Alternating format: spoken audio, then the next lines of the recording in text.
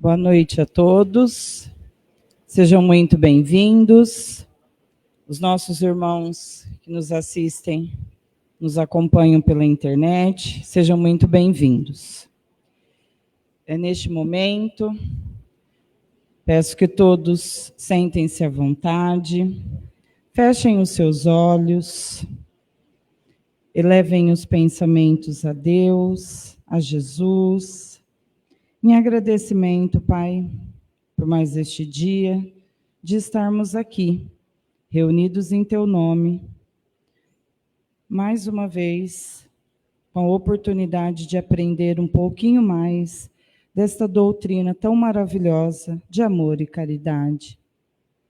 Abençoe a todos que aqui se fazem presentes, os que não puderam estar conosco, o nosso palestrante, e derrame sobre cada um de nós o seu amor, a sua paz e a sua luz. Que o Senhor nos abençoe, nos ilumine, hoje, agora e por todo sempre. Que assim seja, em nome de Deus, em nome de Jesus. Convido agora a jovem Larissa Alves de Oliveira, da Mocidade Espírita Raio de Luz, para fazer a leitura da mensagem desta noite. Seja bem-vinda, Larissa.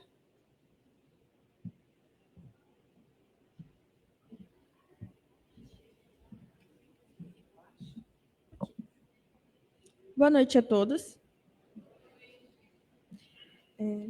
Capítulo 4. Ninguém pode ver o reino de Deus se não nascer de novo. Instruções dos Espíritos. A necessidade da encarnação. São Luís, Paris, 1859. A encarnação é uma punição e somente os espíritos culpados e que lhes estão sujeitos? A passagem dos espíritos pela vida corpórea é necessária, para que eles possam realizar, com a ajuda do elemento material, os propósitos cuja execução Deus lhes confiou. É ainda necessária por eles, pois a atividade que então se veem obrigados a desempenhar ajuda-os a desenvolver a inteligência. Deus, sendo soberanamente justo, deve aquinhoar equitativamente a todos os seus filhos. É por isso que ele concede a todos o mesmo ponto de partida, a mesma aptidão, as mesmas obrigações a cumprir e a mesma liberdade de ação. Todo privilégio seria uma preferência, toda preferência uma injustiça. Mas a encarnação, para todos os espíritos, é apenas um estado transitório. É uma tarefa que Deus lhes impõe. No princípio da existência, como primeira prova do uso que farão de seu livre-arbítrio. Os que executam essa tarefa com zelo sobem rapidamente e de maneira menos penosa os primeiros degraus da iniciação e gozam mais cedo o resultado do seu trabalho. Os que, ao contrário, fazem mau uso da liberdade que Deus lhes concede, retardam o seu progresso. E é assim que, por sua obstinação, podem prolongar indefinidamente a necessidade de se reencarnarem. E é então que a encarnação se torna um castigo. Observação. Uma comparação vulgar nos fará melhor compreender esta diferença. O estudante não atinge os graus superiores sem ter percorrido a série de classes que levam até lá. Essas classes, por mais trabalho que exijam, são o meio de atingir o fim, e não uma punição. O estudante laborioso abrevia a caminhada, encontrando menos dificuldades. Acontece o contrário com aquele que a negligência e a preguiça obrigam a repetir certas classes. Não é, porém, o estudo que constitui uma punição, mas a obrigação de recomeçá-la em cada classe. É o que passa com o homem na Terra. Para o espírito do selvagem, que está quase no começo da vida espiritual, a encarnação é o meio de desenvolver a inteligência, mas para o homem esclarecido, em que o senso moral está largamente desenvolvido e que se vê obrigado a repetir as etapas de uma vida corporal cheia de angústias, enquanto já podia ter atingido o fim, é um castigo, pela necessidade em que se acha de prolongar a sua permanência nos mundos inferiores e infelizes. Aquele que, ao contrário, trabalha ativamente para o seu progresso moral, pode não somente abreviar a duração de sua encarnação material, mas franquear de uma vez os graus intermediários que o distanciam dos mundos superiores.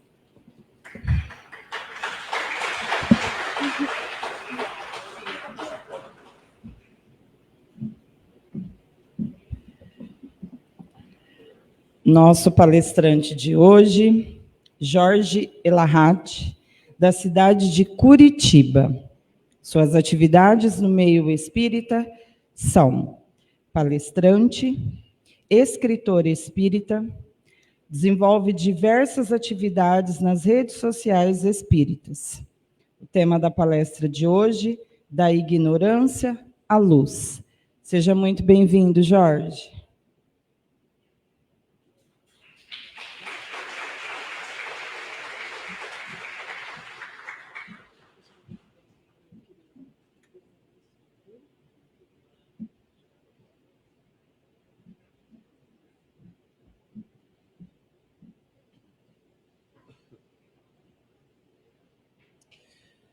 Boa noite para todos nós que aqui nos encontramos presentes no auditório. E uma boa noite muito especial para os companheiros que pela internet nos assistem do Brasil e do mundo nesse momento. Nós, quando consultamos a obra de Allan Kardec, mais especificamente o Livro dos Espíritos, nós encontramos em 5 perguntas diferentes uma mesma informação. Questão 115, questão 121, questão 133, questão 634, questão 1006. Os Espíritos asseveram, Larissa, que o ser, quando criado, é criado simples e ignorante. Quando a gente ouve que nós somos criados simples e ignorantes, nós ficamos imaginando que essa informação está se referindo ao ser humano, à criatura humana, que quando a criatura humana surge, a criatura humana, o ser humano, quando surgiu sob a face do planeta, ele era simples e ele era ignorante, mas não é. A simplicidade e a ignorância não se referem à criatura humana. Se referem, na verdade, ao surgimento do princípio espiritual. Porque a ignorância não está quando nós chegamos à condição hominal. Porque quando nós chegamos na condição hominal, nós já sabemos muita coisa. Ou os animais não sabem de nada. Os animais não sabem caçar, não sabem se esconder do predador. Eles não sabem como procurar alimento. Os animais já são dotados de muita informação. Eles podem não ter o grau de desenvolvimento a ponto de ter a razão desenvolvida, mas eles já trazem muitos saberes acumulados do tempo que eles já viveram. E as plantas não têm conhecimento, nada não sabem nada? As plantas sabem. Elas sabem o período da floração, o período da frutificação, como germinar uma semente. Elas percebem o vento, a alteração do clima para iniciar a mudança das folhas. Ninguém vai contar a uma árvore que é outono e as folhas começam a cair. Nem se vai dizer para ela que é inverno ou verão ou primavera para que ela comece a florir. O próprio ser, o próprio indivíduo na condição de vegetal já tem muitas informações, muitas. E no reino mineral não tem informação também, não? Não sabe nada, não? Será que os elementos químicos não têm as suas predileções na sua conexão com outros elementos químicos? A tabela periódica nos fala que os elementos químicos eles têm predileção por outros elementos nas combinações que eles fazem para a geração de novos compostos. Então, essa simplicidade e ignorância não é do surgimento do homem, mas também não é do período animal, isso também não é do período vegetal, e também não se refere aos compostos químicos que existem mesmo na química inorgânica. Em O Livro dos Espíritos, questão 540 da obra básica, nós iremos encontrar Kardec fazendo uma indagação aos espíritos sobre a missão dos espíritos. A resposta é uma resposta longa, mas na parte final da resposta, os espíritos dizem: é assim que tudo serve, que tudo se encadeia na natureza, desde o átomo primitivo, até o arcanjo, que um dia também começou por ser átomo. Ou seja, ele está dizendo que o arcanjo um dia foi átomo primitivo.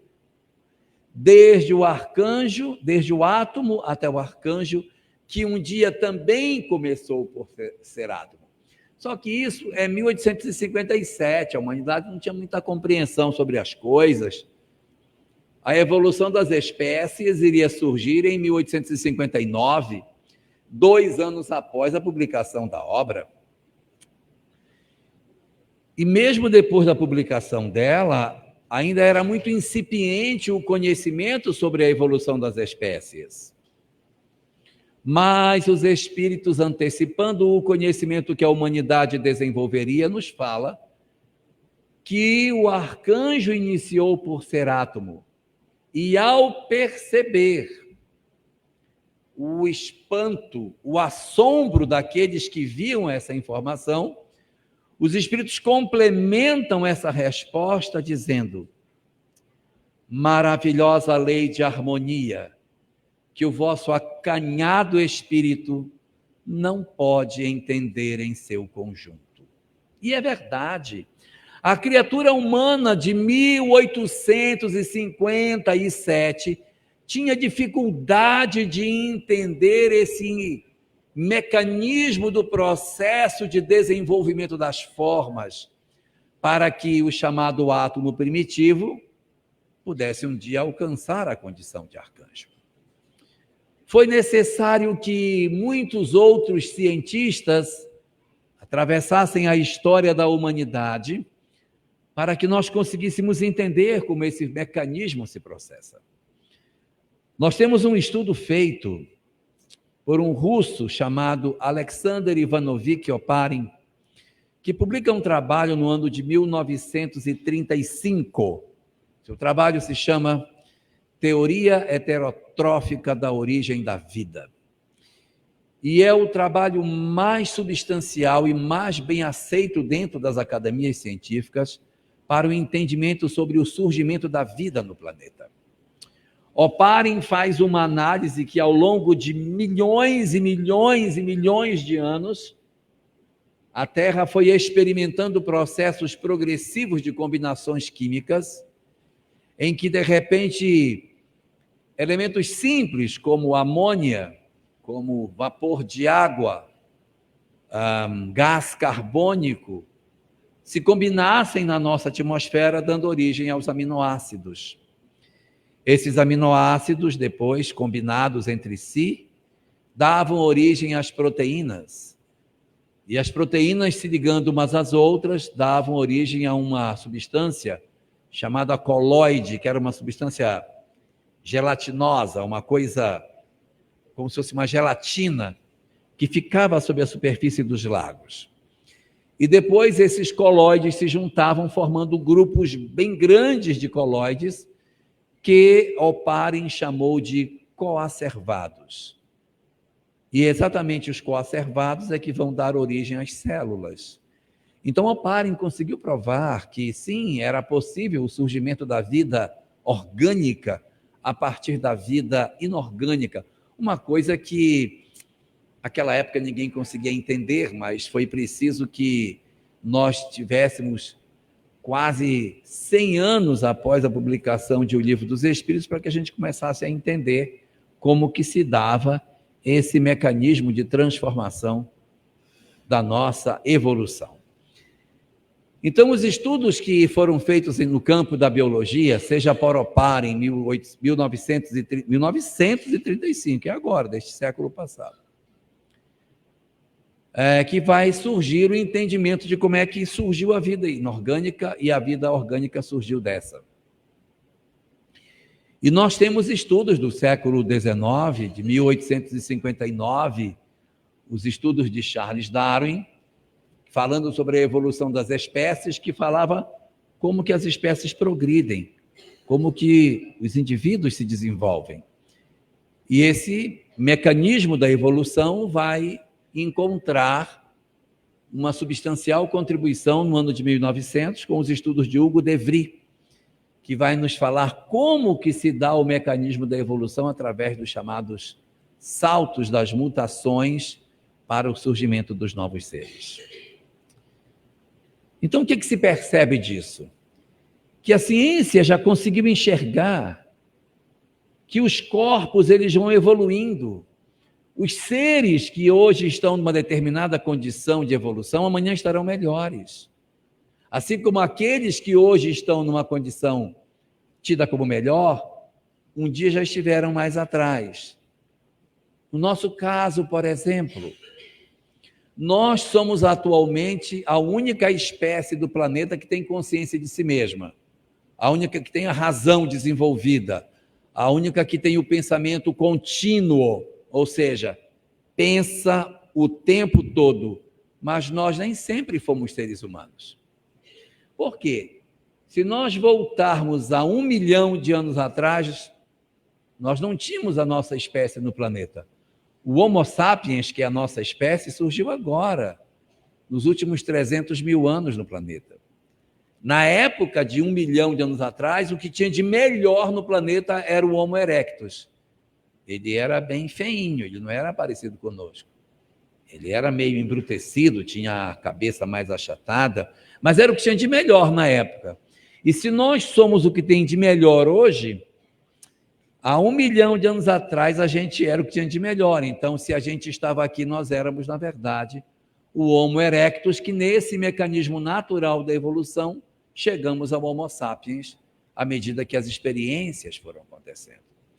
E se nós, há 1 milhão de anos atrás, éramos o Homo erectus, se eu puxar mais tempo para trás, eu vou descobrir que eu era sempre a espécie mais evoluída que o planeta tinha. Há 50 milhões de anos atrás, o que tinham eram mamíferos muito rudimentares. Então, se a gente estava aqui, nós éramos esses.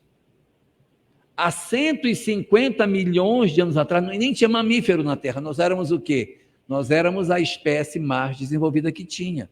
E há 150 milhões de anos atrás, o que a gente melhor aqui eram os dinossauros. Então, se a gente for recuando no tempo, nós estaremos sempre na posição mais elevada que conduziu a que hoje nós sejamos a espécie humana. É só puxar para trás a evolução do homem que nós teremos uma noção de onde nós estávamos se nós estivéssemos ou tenhamos estado aqui na Terra nesse período recuado, que pode ser que a gente não seja daqui, né? Pode ser que a gente já tenha chegado aqui num outro período, migrado de um outro planeta que nos trouxe para cá em função da nossa rebeldia, chamados exilados.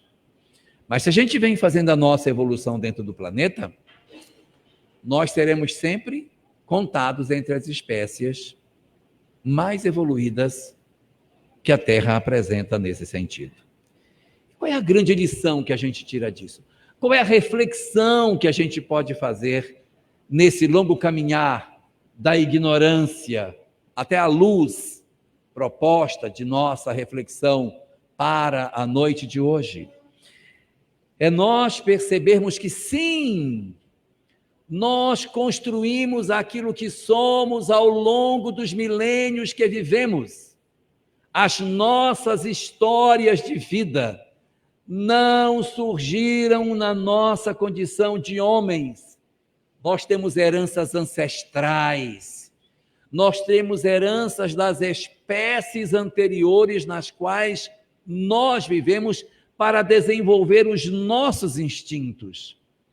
No período em que nós não éramos ainda seres humanos, nós vivíamos na Terra como primatas, aqueles seres ainda bastante primitivos que viviam na Terra e que não tinham ainda a compreensão que hoje o ser humano possui.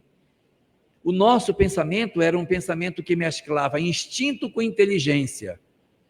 Só que esse instinto foi uma conquista de milhões e milhões de anos. Quantas vezes uma lebre teve que reencarnar como lebre para aprender que ela foge do predador, se jogando para o lado esquerdo e depois para o lado direito?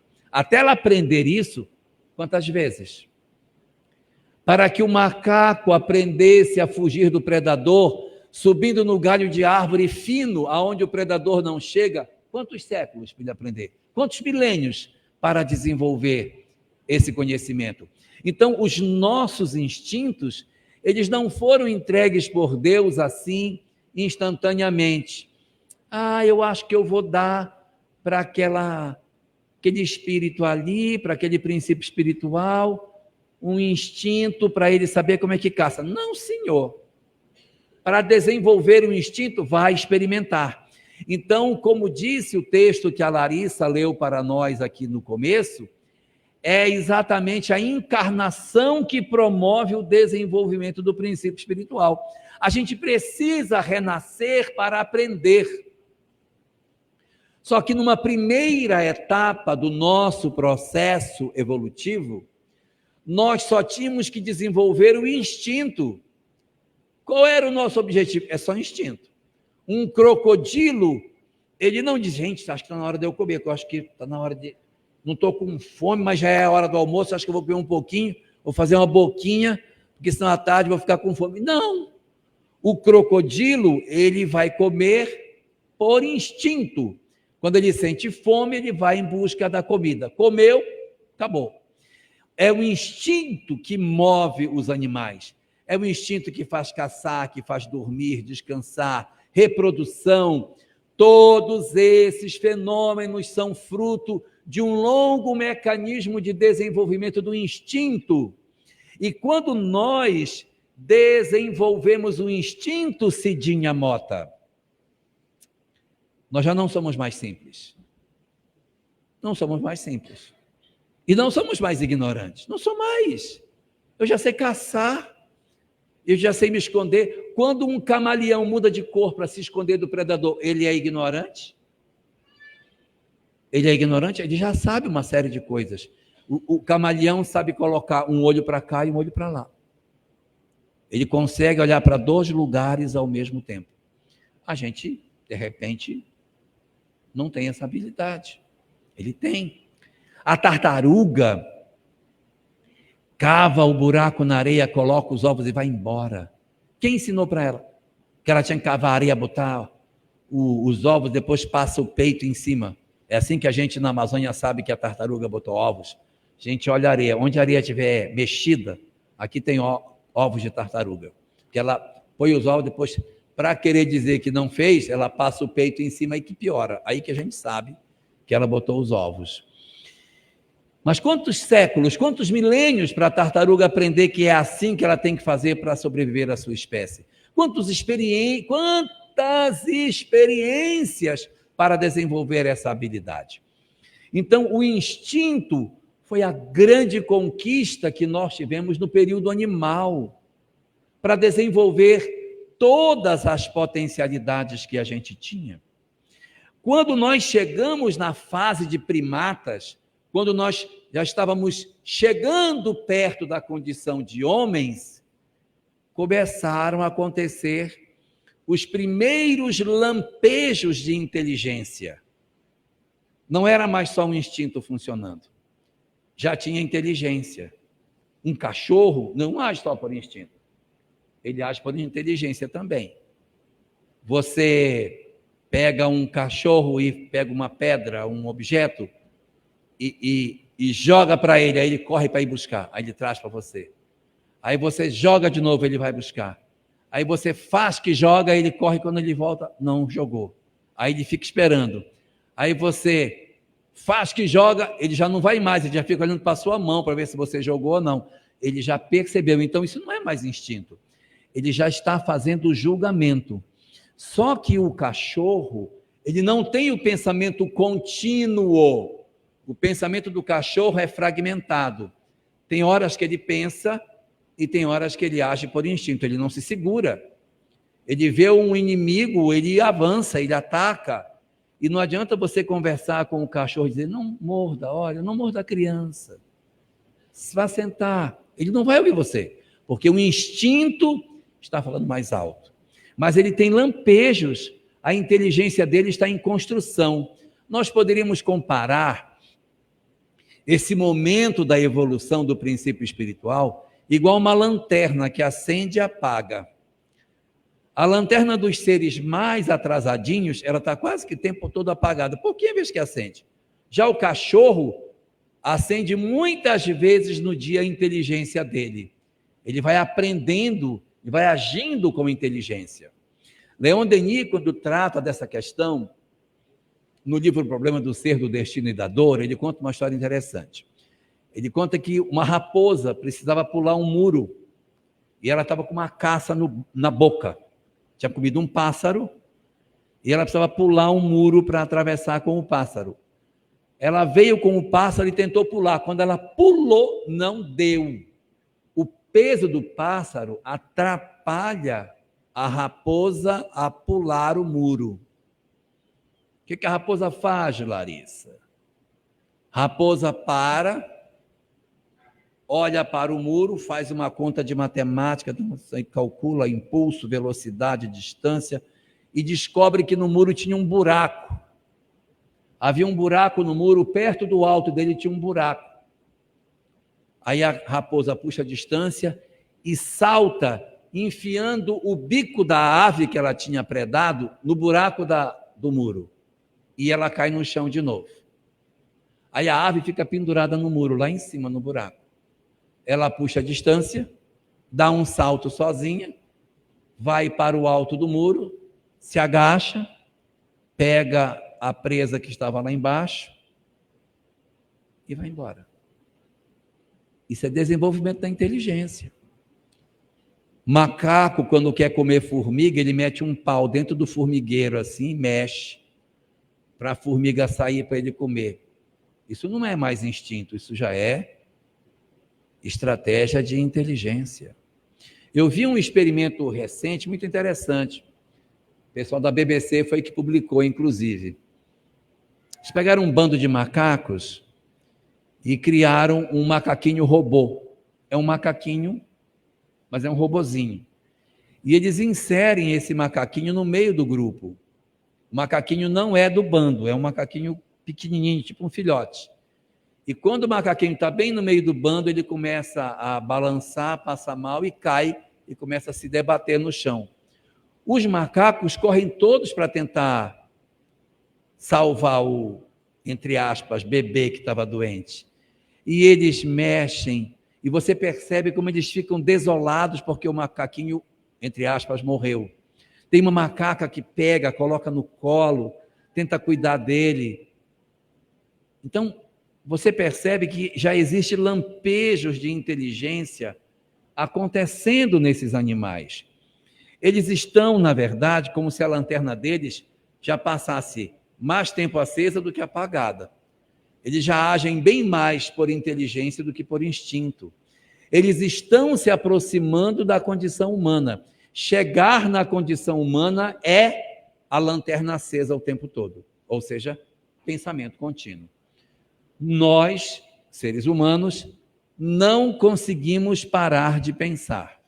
Mesmo quando a gente pergunta a pessoa, está pensando em quê? A pessoa diz, nada, tá, não tem como, ela está pensando em alguma coisa, só que ela está pensando o que ela já pensou, é pensamento pensado, então ela acha que não está pensando não, nós sempre estamos pensando em alguma coisa. Então a primeira etapa do nosso processo evolutivo era o desenvolvimento do instinto. Isso foi uma conquista, aprender as coisas do instinto foi maravilhoso, isso foi incrível para nós. Nós temos aqui no cérebro uma parte tratada na obra O Cérebro Triuno, que reúne 3 grandes autores, Sérgio Lopes, Décio Iandoli Júnior e Irvênia Prada, para tratar sobre a questão do cérebro humano. E aqui nós temos na base do nosso cérebro um cérebro pequenininho, chamado cérebro reptiliano, que foi um cérebro que a gente desenvolveu quando era réptil. É um cérebro totalmente instintivo, que toma conta daquilo que a gente não se preocupa.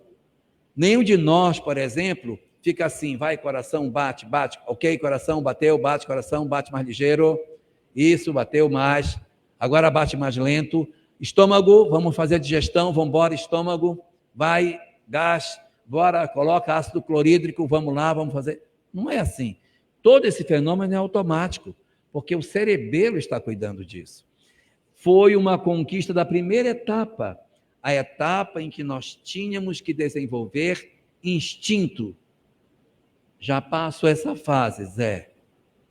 Já passou.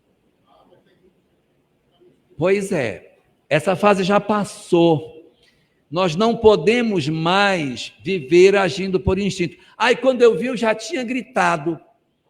Quando eu vi, eu já tinha apertado o pescoço. O que é isso?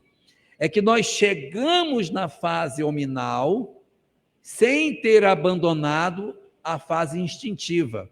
Eu estou confundindo vocês com o que eu estou dizendo? A pessoa diz, mas é do meu instinto. Não, a nossa fase agora não é mais instinto. Instinto acabou. Agora a fase é uma fase segunda. Qual é a fase? É a fase do desenvolvimento da inteligência. Então, quando nós estávamos na primeira fase, os espíritos tutelares do planeta estavam interessados que nós desenvolvêssemos os instintos, saíssemos da ignorância e aprendêssemos a viver de maneira instintiva, se defendendo, fugindo do predador, se alimentando, se reproduzindo, vivendo a vida animal, vivendo a vida daqueles que estão abaixo da condição hominal. Quando eu cheguei na condição hominal, o segundo desafio, desenvolver a inteligência, e a gente era muito ignorante.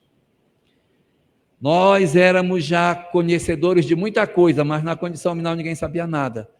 Quando a gente entrou na fase dos homens mesmo, apesar de ter todo esse conhecimento, a gente já fazia ferramenta para caçar, pedra polida, pedra lascada, a gente já sabia montar armadilha, a gente já sabia caçar em grupo, nós já tínhamos muitas conquistas que a gente já tinha feito da inteligência, mas nós não sabíamos plantar, Cleide, nós não sabíamos plantar, então nós éramos um bando de nômades, a gente andava no planeta atrás de comida, então chegava num local, aqui tem comida? Tem, a gente vai comer.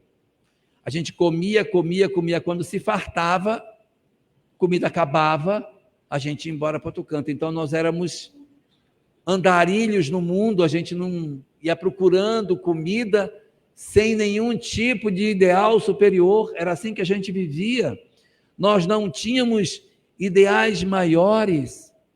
E quando nós chegamos nesse período, qual era o desafio? Agora você vai desenvolver a inteligência. Então a gente desenvolvemos o conhecimento da agricultura. Olha, essa planta que eu comi, ela tem uma semente. Se eu botar essa semente no chão, vai nascer uma planta que no futuro vai dar o fruto que eu comi. Vocês acham que isso é fácil de descobrir? Isso não é fácil de descobrir, não. Isso é difícil. É difícil entender que é assim que as coisas são. Porque nós éramos muito imediatistas. Então eu não conseguia imaginar que aquele grão que foi comido, se for botar na terra, amanhã daqui não sei quanto tempo, vai dar o mesmo fruto que eu comi. Até aprender isso, nós fomos nômades muito tempo, até que descobrimos a agricultura. E foi uma grande revolução na humanidade, porque a descoberta da agricultura permitiu que nós nos fixássemos nos terrenos mais férteis. E aí começou a ideia de território, esse território é meu, aquele território é dele, invadiu o meu território, eu vou atacar, vou matar. Era um instinto de violência sobrepondo a razão, e a gente viveu dessa maneira. E foi nesse período que o governador planetário trouxe uma série de espíritos para poder impulsionar o progresso, trazendo ciência, filosofia, religião e arte para nós, e impulsionou a nossa cultura, o nosso saber, e nós ingressamos na segunda fase do conhecimento. Vamos relembrar a primeira, instinto. Vamos relembrar a segunda, inteligência. O objetivo da segunda janela da evolução é que nós desenvolvêssemos a inteligência. Agora já era ser humano, não era mais animal. Não, isso aqui já passou. Agora nós estamos na condição de homens. Só que nós, como homens, meu Deus do céu, como nós trazemos herança dos nossos comportamentos animais. Mesmo tendo a razão, eu continuo tendo as emoções do animal. É muita loucura. Então, é um período em que a inteligência ela é dominada pela emoção. Eu sei, mas eu não dou conta de cuidar, então eu vou fazer. Então, no segundo período, é um período marcado por uma etapa em que as emoções tomavam conta da gente. Então, é violência, é guerra. As pessoas se apresentavam como tiranos, sentavam nos tronos, escravizavam pessoas, carregavam pessoas de um canto para o outro, invadiam o território dos outros, matavam as pessoas para tomar conta das riquezas que tinham, saqueávamos cidades. Verdadeiros animais. Mas têm inteligência, faziam armaduras, se organizavam como exército, para quê? Para matar os outros. Matar para quê? Para ter a terra, para dominar o território, para ter mais lugar para plantar, para ser dono de muitos lugares. Uma coisa muito bizarra, essa sede de poder que a criatura humana tem, mesmo já tendo a razão desenvolvida. Tem a razão, mas o sentimento está atrasado. Joana de Ângeles, trabalhando esta questão no livro Momentos de Saúde e de Consciência, ela comenta que este comportamento que o ser humano tem, de mesmo sendo inteligente, ter atitudes de animal, ela chama de atavismo. Quando nós dizemos assim, mas eu tenho um comportamento atávico, isso é um atavismo. O que é um atavismo? Eu não dou conta de segurar o meu lado animal. Eu não dou conta. Então, quando eu tenho raiva, eu tenho ódio, e eu quero matar a pessoa, eu não consigo me controlar, não consigo. Quando eu tenho raiva, o meu coração se move de um ódio tão grande, mas de onde vem isso, pelo amor de Deus? Dos atavismos que eu trago do meu período animal. Por que nós temos tanta dificuldade de equilibrar as nossas emoções no campo da afetividade, no campo da sexualidade? Pelos atavismos que a gente traz das espécies de onde nós viemos. Nós somos oriundos de espécies que viviam em bandos, em que tinha um macho alfa que dominava todos aqueles que compunham o bando, e ele era que se reproduzia com as fêmeas do bando, os outros não podiam, até ele ser vencido por um outro macho que passava a ser o líder do bando. Então, nós temos uma natureza de pouca proximidade com a afetividade legítima, por conta dos atavismos que a gente traz do período ancestral. Então, nessa primeira janela, em que o nosso foco era o desenvolvimento do instinto, nós estávamos na fase pré-hominal. Agora, para o desenvolvimento da inteligência, é o período do homem. Agora é o período da humanidade. Esse período que a gente está vivendo é o período do desenvolvimento da nossa capacidade intelectual, do desenvolvimento do raciocínio, da razão, da lógica, do entendimento das coisas. Só que isso já aconteceu também. Nós já desenvolvemos. Olha aqui a tecnologia nesta sala, nesse momento. Olha quanta tecnologia tem aqui nesse ambiente. Os celulares, internet, câmeras, lives, microfones, meu Deus, ar-condicionado. Quanta tecnologia tem aqui? O que nos falta, pelo amor de Deus, em termos de tecnologia? Nós chegamos num nível de complexidade tecnológica fantástico. Nós estamos, na verdade, saturados de tecnologia. A nossa inteligência já alcançou níveis fantásticos de desenvolvimento. o que a espécie humana conseguiu produzir de conhecimento dentro da história é uma coisa incrível. Estamos muito longe de sermos simples e de sermos ignorantes. Nós estamos, na verdade, já como que vencendo essa segunda etapa. Vencendo a etapa da inteligência, porque nós temos agora novos desafios pela frente. Quando nós vivíamos na fase do instinto e nós tínhamos que passar para a fase seguinte, nós só precisávamos de uma chave para abrir a porta. E esta chave chamava-se inteligência. Você já tem inteligência? Já, então você passa para a fase seguinte. Para quem ainda não se deu conta, a fase anterior é mundo primitivo, que são os instintos. Então, no mundo primitivo, o que é que rege? Os instintos. Para que eu passe para o estágio seguinte, que no livro Evangelho segundo o Espiritismo, capítulo 3, é chamado de mundos de provas e expiações, o que é que eu tenho que ter? Inteligência. Tanto que quando Kardec trabalha as características dos habitantes do mundo de provas e expiações, a primeira característica são profundamente inteligentes. Mas são maus, mas são muito inteligentes. Então, nós, como integrantes de um mundo de provas e expiações, nós temos, na verdade, como grande desafio o desenvolvimento da nossa inteligência. Não é mais um instinto. O instinto ficou. Inteligência agora. Só que essa inteligência do período de provas e expiações, ela está muito contaminada com o período anterior. É uma inteligência misturada com instinto, que gera o chamado atavismo. Então, nós temos como tarefa deixar esses atavismos para trás. Nós temos como tarefa desenvolver uma inteligência que se descolou do período dos instintos que nos perturbavam no passado. Eu não sei se eu estou sendo claro no que eu quero dizer, mas a gente viveu um tempo grande para desenvolver os instintos. E agora, na fase da inteligência, eu tenho que fazer com que a inteligência domine o instinto. Eu estou com fome, aí tem uma pessoa comendo, mas eu vou arrancar a comida dela e vou comer. Não, não vou fazer isso, não posso fazer. Então, a inteligência se sobrepondo ao instinto. Nós temos que vencer agora o atavismo. E aí uma pergunta se impõe: como nós iremos vencer o atavismo?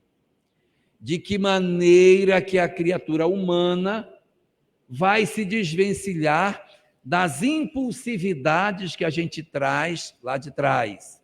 As impulsividades na relação com o outro, que eu sou agressivo, que eu sou egoísta, que eu sou violento. As impulsividades no campo da sexualidade, que nós não conseguimos segurar as nossas emoções, não conseguimos refrear os nossos impulsos em termos afetivos, as nossas ânsias de poder, de mando, de autoridade sobre as pessoas. Como é que eu vou fazer para que eu vença o atavismo que está em nós? Porque nós somos espíritos extremamente atávicos e as pessoas ainda dizem assim: eu sou assim mesmo, comigo não tem jeito, eu sou assim mesmo. Eu sou assim. Se a pessoa fizer para mim, eu vou e me vingo mesmo. Eu sou assim, esse é meu jeito de ser. Com aquela síndrome de Gabriela, né? Eu nasci assim, eu sou assim, você sempre é assim. Então a pessoa acaba desenvolvendo um sentimento de que eu sou desse jeito mesmo, eu só sei ser assim. Mas vai ter que aprender a ser de outro jeito. Porque enquanto a gente repete este comportamento, nós estamos presos no atavismo. Nós estamos presos no domínio dos instintos sobre a razão. E quando os instintos dominam a razão, os espíritos dizem que nós estamos dominados pelas emoções. As emoções nos dominam.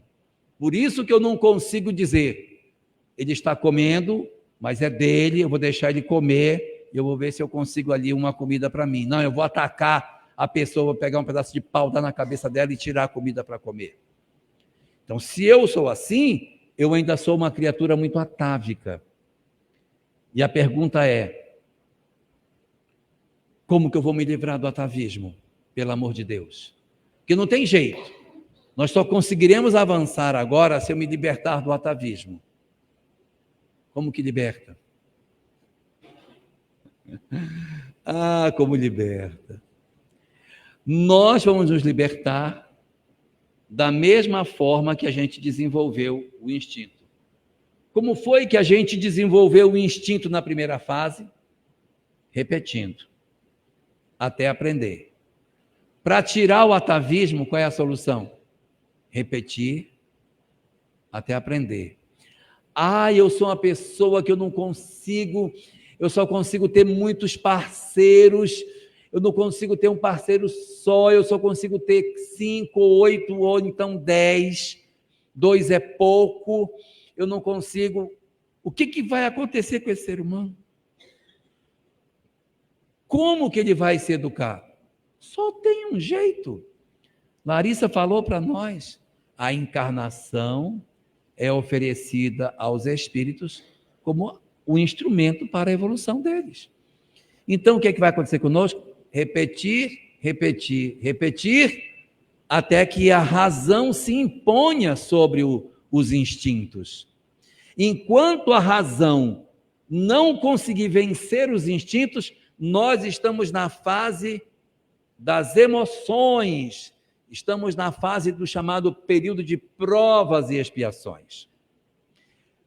Quando nós começarmos a vencer esse atavismo, vencer esse comportamento que a gente não consegue hoje se libertar, mas que vai ter que se libertar, nós vamos conseguir encontrar uma oportunidade de desenvolvimento. Quando a razão consegue se impor sobre aquilo que nós chamamos de instinto, é porque o sentido de moral tomou conta de nós. Eu vou dizer, não, estou com fome, mas isso não é correto de fazer. Então, não é só inteligência. Existe um sentimento de moral, uma lógica moral sobre a inteligência. Não é mais só ser inteligente. Agora é desenvolver o sentido moral da minha vida, para que eu consiga alcançar um novo estágio. Quando Zilda, quando nós conseguimos vencer os atavismos, quando a inteligência se liberta dessas pressões do instinto, quando a moral se torna um elemento dominante nas nossas condutas, eu não sou mais de provas e expiações. Eu estou numa terceira etapa. Uma etapa chamada regeneração. Então, instintos, mundo primitivo. Inteligência, e mais propriamente emoções, mundo de provas e expiações. Moral desenvolvida, ou mais propriamente sentimentos, estou falando de regeneração. No livro Evangelho segundo o Espiritismo, a mensagem sobre a lei do amor de Lázaro diz: no princípio, os homens tinham apenas instinto, mais desenvolvidos têm emoções e mais depurados têm sentimentos. Mundo primitivo, provas e expiações, mundo de regeneração. Não que o mundo de regeneração seja um mundo superior, ele não é um mundo superior. Não. Allan Kardec diz que ele não é. Mundo superior é mundo de todos e mundo celestial. Mundo de provas e expiações, mundo de regeneração é o mundo em que você respira aliviado da loucura do mundo de provas e expiações. Imagine que é você morar num planeta ou numa sociedade que você não precisa trancar a casa que ninguém vai entrar para lhe roubar. Um mundo sem chave. Que você não fica segurando a bolsa, com medo, quando alguém chega perto, não tem que ter medo. Por quê? Porque as pessoas são de um outro padrão. Só que no mundo de regeneração, Os espíritos ainda não são espíritos resolvidos, porque não é um mundo de regenerados, é um mundo de regeneração. É lá que os espíritos vão se regenerar, vão se resolver espiritualmente. Mas eles precisam ter a condição de ingresso nessa terceira fase. Porque para entrar na segunda fase, bastava uma chave: inteligência. Para passar para a fase seguinte, só uma chave não abre a porta. Se eu for só inteligente, eu não acesso o mundo de regeneração. Tem duas chaves. A chave da inteligência tem que ter, porque se eu for um espírito ignorante, não entra. Tem que ter raciocínio desenvolvido, é lógico. Mas tem uma segunda chave, que é o aspecto moral. Se eu não tiver o desejo de ser bom, não dá para seguir. Não dá para seguir. Não se segue para o mundo de regeneração com o sentimento da criatura do mundo de provas e expiações. E muitos de nós dizemos assim: eu queria tanto ser um espírito de luz, mas eu não queria mudar. Eu gosto de ser como eu sou. Mas eu queria ser um espírito de luz. Eu queria chegar no local e fazer uma inveja para as pessoas, quando eu entrasse com a minha luz, as pessoas se jogassem no chão e eu mostrasse. Gente, não vai conseguir. Não tem jeito. Não tem como, porque é inerente do processo evolutivo a busca do bem. É inerente, não tem como. Nós não conseguiremos evoluir enquanto a gente estiver agarrado nos aspectos infelizes das nossas existências. Na questão 614 de O Livro dos Espíritos, Allan Kardec pergunta o que é a lei de Deus. E os espíritos respondem que a lei de Deus é a única verdadeira para a felicidade do homem. Se é a única verdadeira, porque não tem outra, né? Só tem uma. A lei de Deus é a única verdadeira para a felicidade dos homens. Indica-lhe o que ele deve fazer ou deixar de fazer. E a parte mais importante, ele só é infeliz quando dela se afasta. Então, o afastamento do homem da lei de Deus é o que produz a infelicidade. Na medida em que nós nos aproximamos da lei de Deus, nós automaticamente nos tornamos felizes. Qual é o resumo dessa ideia? O resumo dessa ideia é o que está apresentado na introdução do livro 13 da série psicológica, chamada Conflitos Existenciais. Ali, Joana de Ângeles diz o seguinte: que a felicidade não é um dom gratuito de Deus, que a felicidade é uma conquista. Você vai conquistar. Todos nós seremos felizes, isso é verdade. Mas você vai conquistar a sua felicidade. Ela não vai ser dada gratuitamente. Do tipo, está sofrendo tanto tempo já, né? Já tem 10 mil anos nesse sofrimento, esse perrengue danado. Dá um pouco de evolução para esse cara, pega lá um balde, dá um balde de paciência para ele. Não é assim que funciona.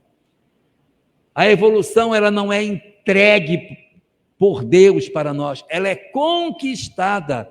E o que é a felicidade?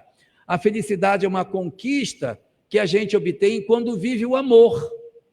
Então, como é que o espírito se torna feliz? Porque está vivendo o amor.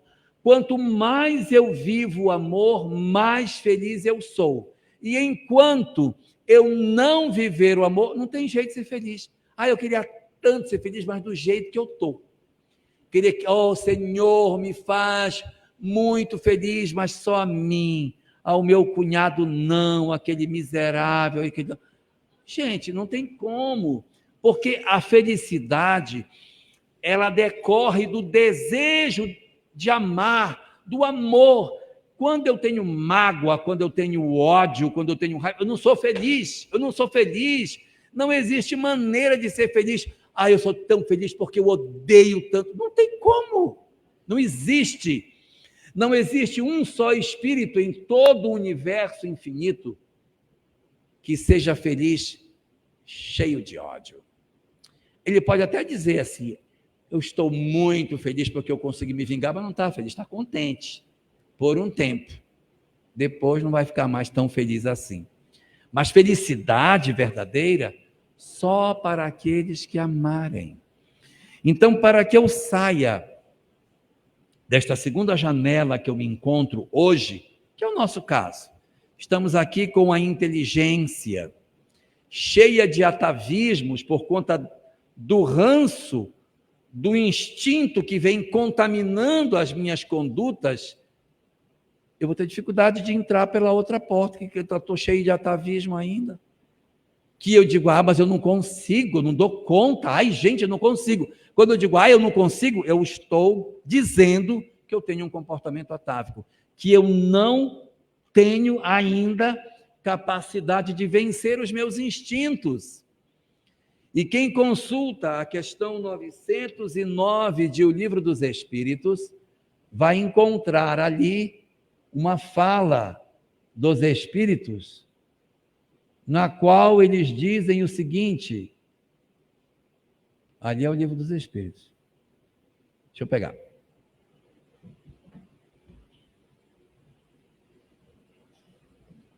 Livro dos Espíritos, questão 909. Eu vou ler, que é para ninguém dizer que eu inventei. 909. Pergunta Kardec. O homem poderia sempre vencer as suas más tendências pelos seus próprios esforços? Eu vou ler diferente. O homem poderia sempre vencer o seu comportamento atávico? Vencer o atavismo que tem nele? Essa coisa de que o instinto não me deixa, é da minha natureza. Pode. Resposta dos Espíritos.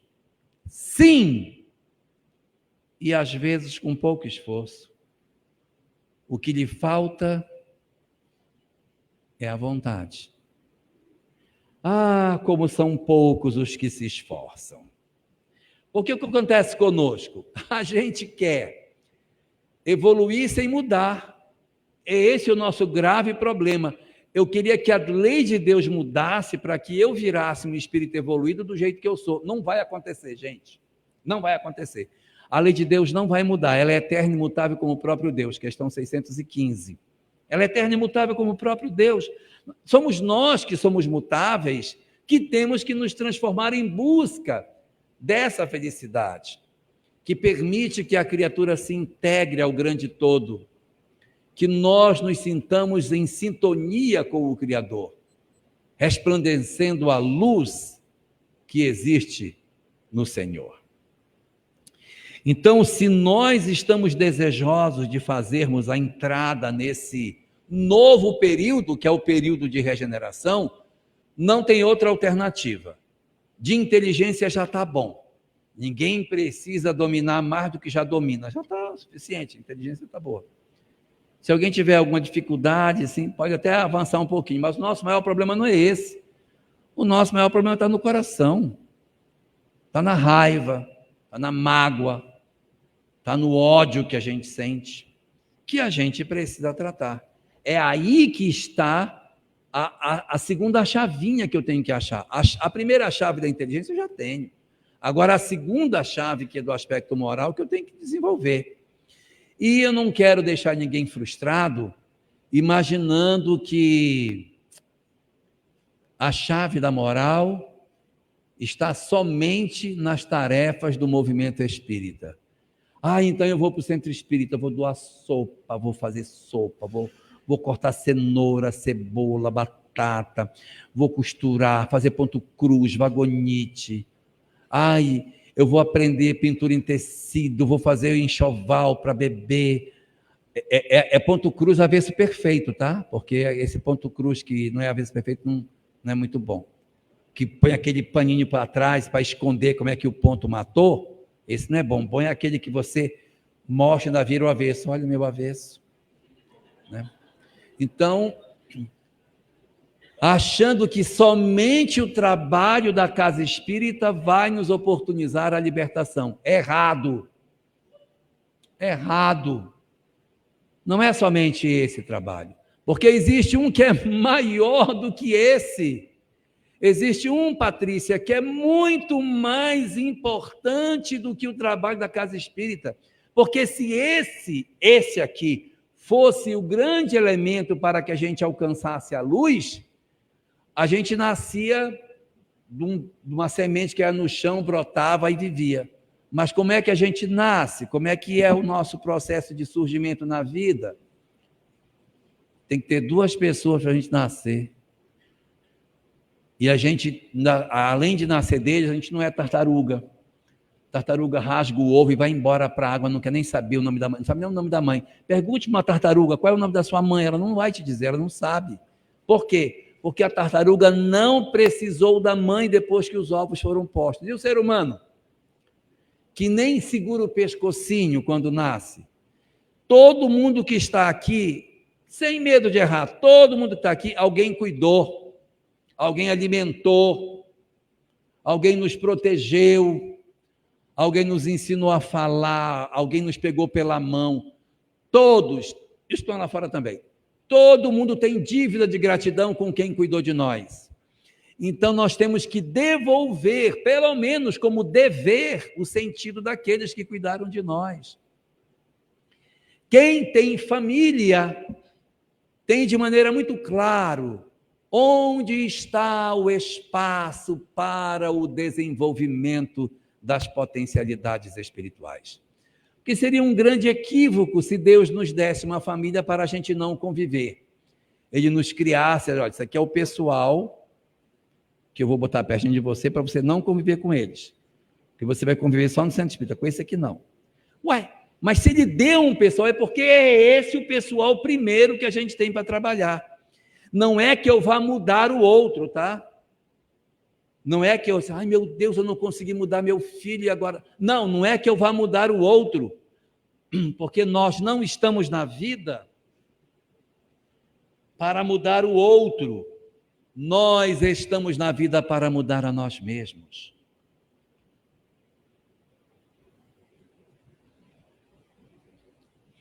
Ai de nós quando a gente achar que eu sou o grande salvador da minha família, eu tenho que salvar meu pai, salvar minha mãe, salvar meu irmão, salvar meu filho, salvar meu neto.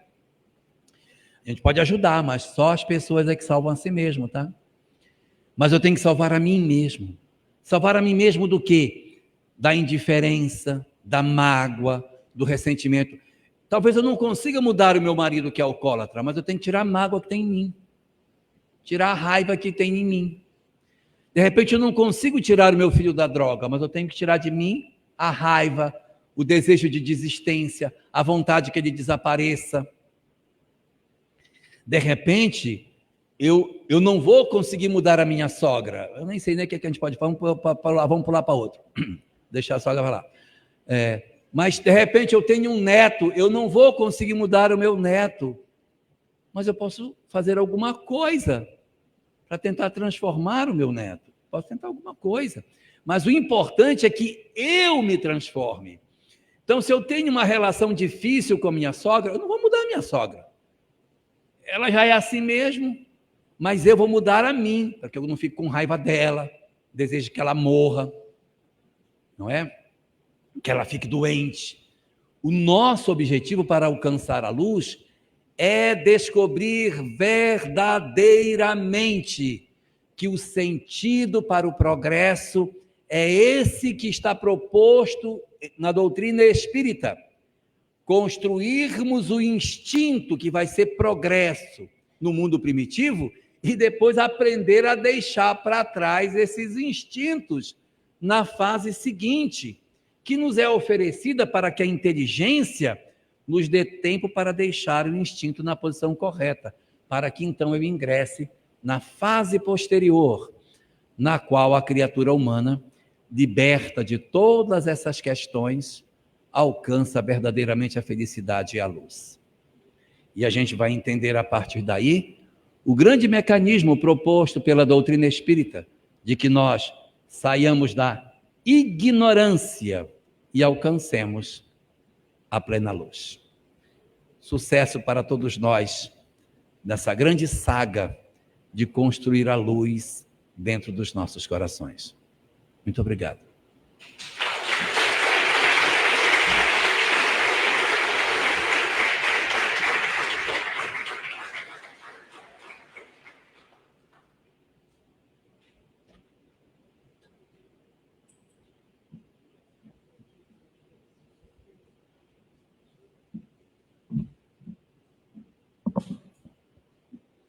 Vamos agradecer ao Jorge, nosso palestrante. Muito obrigada, palestra maravilhosa.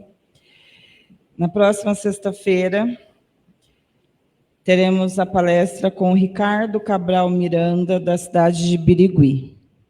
Agradecendo a Larissa pela excelente leitura, agradecendo por todos os presentes, pelos nossos irmãos que nos acompanham pelo Facebook e pelo YouTube. Agora, com a ajuda do Jorge, eu vou fazer o sorteio de 2 livros, tá? E no final, ele estará à disposição para autografar, tá bom?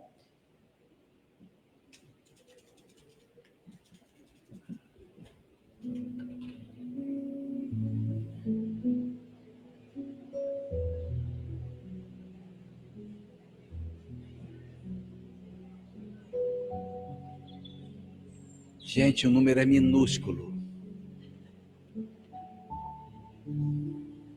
Número 34.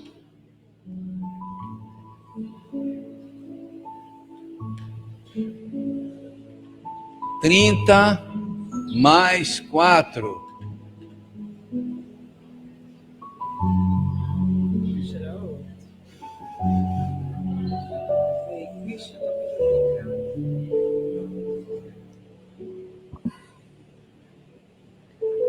Desse jeito assim.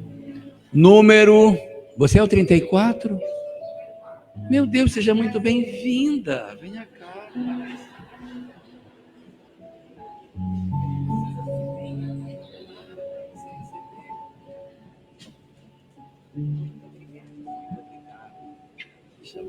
Muito feliz na leitura.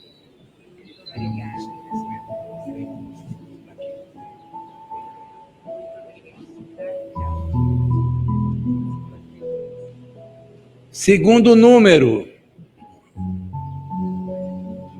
52. Marmelada. Marmelada. Oswaldinho.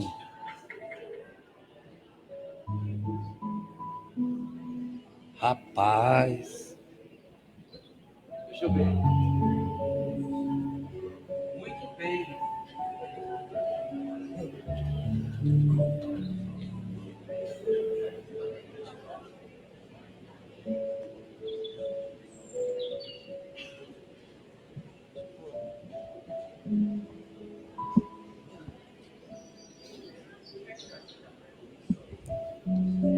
O passe será coletivo, tá?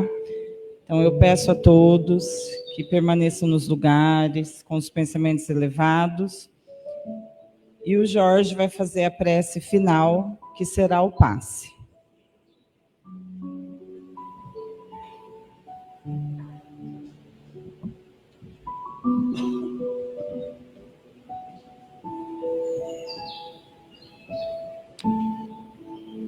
Vamos orar?